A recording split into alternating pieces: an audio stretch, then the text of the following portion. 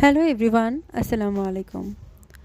হঠাৎ করে রাতের বেলা বের হলাম যে একটু ঘুরে আসি।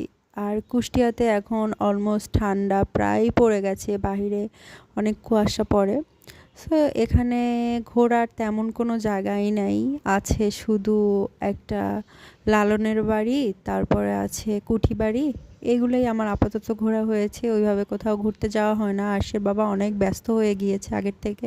আমরা এখন আসছি একটু চা খেতে। আরশের বাবারও গলা ব্যথা, আমারও গলা ব্যথা, আরও কুয়াশা পড়েছে। আরশিয়াকে তো আমি একটু করেই এনেছি।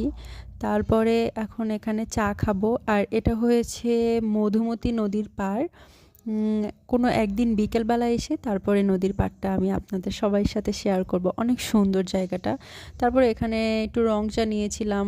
আর এখানে আমি আরশিয়াকে বলতেছিলাম যে তোমাকে আমার বাইকে নিতে কষ্ট হয়, ক্যারি করতে কষ্ট হয়, আর তুমি আবার আরেকটা বেবি নিয়ে যাচ্ছ। বলতেছে মা আমি আমার বেবিকে নিয়ে যাব না।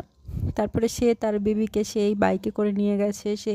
আমি যেমন তাকে হোল্ড করে রাখি, সেও তার বেবিকে ওইভাবে বুকের ভিতরে হোল্ড করে রেখেছে।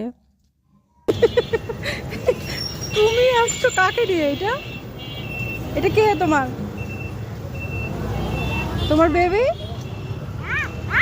অ্যান্ড দেন আমার আরশিয়া বায়না ধরেছে সে কেক খাবে। সো তার কথা তো রাখবেই তার বাবা। তার জন্য চলে গিয়েছিলাম আমরা টেস্টি ট্রিটে। আর এখানে আরশিয়ার বাবা একটা পাটিসাপটা পিঠা খেয়েছে। এখন বলো কি বলবে? আমি এখন রেস্টুরেন্ট থেকে খাই। তারপর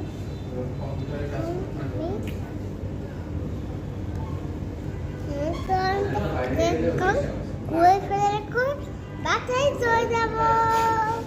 বাই বাই।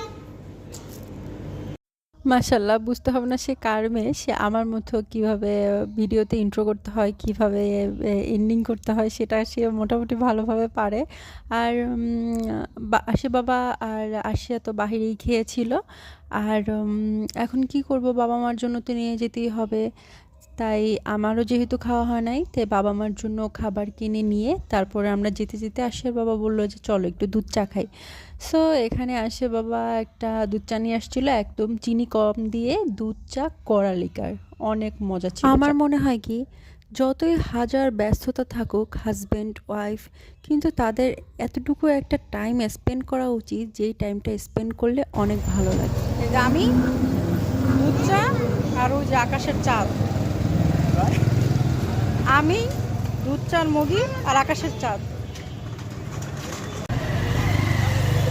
দুধ চা, তুমি আর চাঁদ। সব থেকে সুন্দর জিনিস।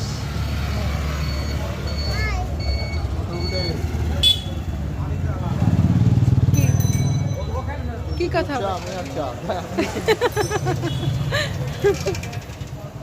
আর এই তো আপনাদের সাথে সুন্দর একটা সময় শেয়ার করলাম।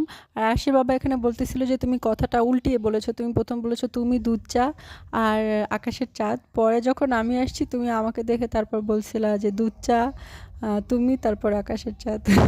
এটা নিয়ে আমরা মজা করতে করতে কথা বলতে বলতে বাসায় চলে এসেছিলাম। সো আল্লাহ হাফেজ। Bye bye.